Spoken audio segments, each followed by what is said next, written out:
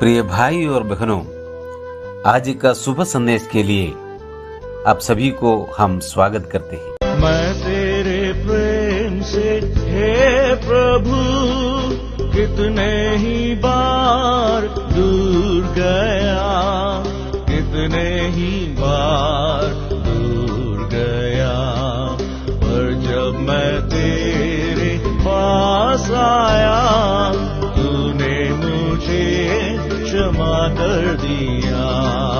विश्वास योग्य मेरे प्रभु, मैं तेरी स्तुति करूंगा, मैं तेरी स्तुति करूंगा। आज का संदेश ब्रदर अनीश तंगचंद सूरत से बांटा जाएगा। प्रार्थना के साथ सुनिए।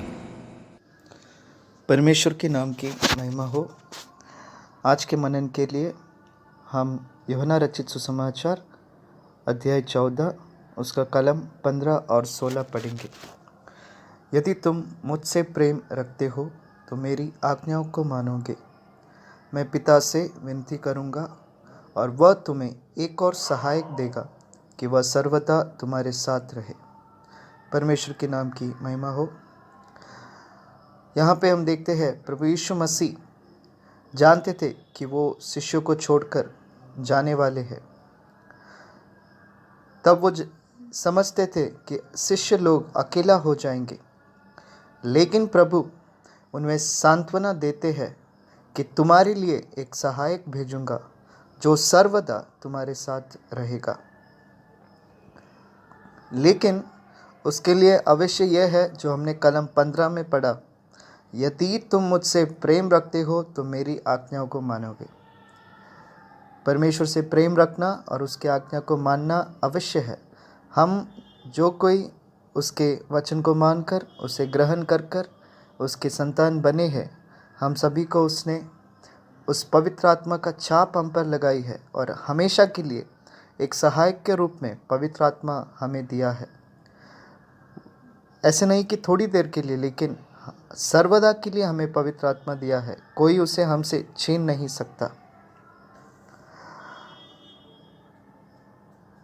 हम ऐसे पढ़ते हैं कलम 1 में तुम्हारा मन व्याकुल ना हो, और कलम 18 में पढ़ते हैं मैं तुम्हें कभी अनाथ नहीं छोड़ूंगा। कितना धन्य है हम आज ऐसे एक प्रभु को पाए हैं जो हमारे चिंता करता है। शायद संसार हमें अकेला छोड़ेगा, तुच्छ जानेगा, निंदा करेंगे, लेकिन प्रभु हमेशा हमारे साथ रहकर हमें सामर्थ्य देंगे।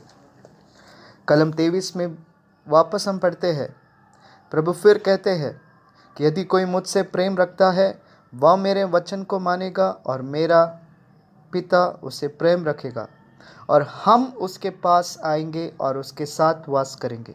यहाँ पे हम देखते हैं प्रभु कहते हैं हम उसके पास आएंगे। यहाँ पे हम मतलब त्रिएक परमेश्वर के बारे में है, पिता, पुत्र, पवित्र आत्मा। ये कितनी बड़ी खुशी की बात है कि पवित्र आत्मा वो स्वयं परमेश्वर है। पवित्र आत्मा वो स्वयं प्रभु यीशु मसीह है। वो हमारे साथ वास करेंगे।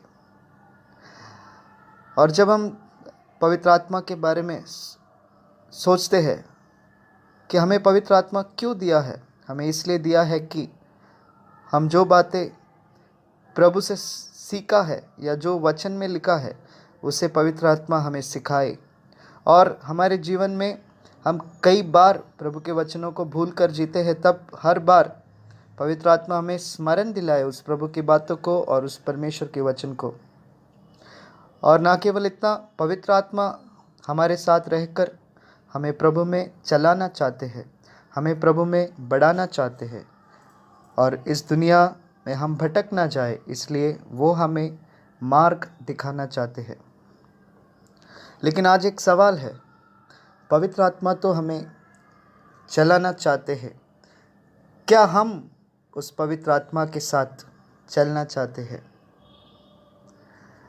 एक उदाहरण हम देखेंगे कि जब एक छोटा बच्चा 1 साल का होता है तो उसके माता पिता उसे चलना सिखाते हैं, उसे हाथ पकड़कर उसे चलना सिखाते हैं। कई बार वो गिर जाता है, तब उसे वहीं पे नहीं छोड़ते हैं, लेकिन फिर वापस उठाकर उसे आगे चलने में मदद करते हैं। कभी उससे पैर में चोट भी लगता है, तब उसे दवाई लगाकर मलहम पट्टी बांधकर वापस खड़ा कर कर उसे चलना सिखाते हैं। वैसे ही अगर हम पवित्र आत्मा में चलना चाहते हैं तो प्रभु हमें चलना सिखाने के लिए हमेशा तैयार है। If we desire to walk in Holy Spirit, then the Holy Spirit is always ready to hold our hands and lead us. और जब हम पवित्र आत्मा में चलने लगते हैं तो पवित्र आत्मा में चलने वाले लोगों में पाए हुए एक चिन्ह है, वो है आत्मा का फल। और आत्मा के फल के बारे में हम गलातियों की पत्री अध्याय 5 में कलम 22 और 23 में हम पढ़ते हैं। एक बार उस कलम को हम पढ़ेंगे। पर आत्मा का फल प्रेम, आनंद, शांति, धीरज, कृपा, भलाई, विश्वास, नम्रता और संयम है। ऐसे ऐसे कामों के विरोध में कोई भी व्यवस्था नहीं। और जो मसीह यीशु के हैं, उन्होंने शरीर को उसकी लालसाओं और अभिलाषों समेत क्रूस पर चढ़ा दिया है। यहाँ पे हम पढ़ते हैं आत्मा का फल, वो एक वचन है, बहुवचन नहीं है।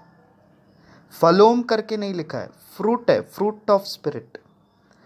मीन्स उस फल में 9 गुण है और उस 9 गुण के बारे में हम यहाँ देखते हैं। जो आत्मा में चलते हैं उनमें अवश्य ये 9 गुण दिखना जरूरी है।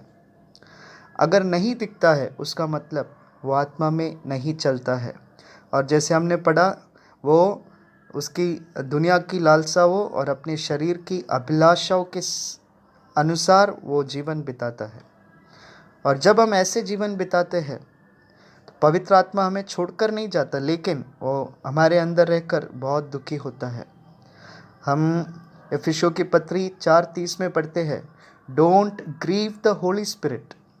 परमेश्वर की पवित्र आत्मा को शोकित मत करो। जब हम उस पवित्र आत्मा के अनुसार नहीं चलते हैं, हमारे प्रभु बहुत दुखी होते हैं। इसलिए हमें अवश्य है कि उस पवित्र आत्मा को कभी दुखी ना करें।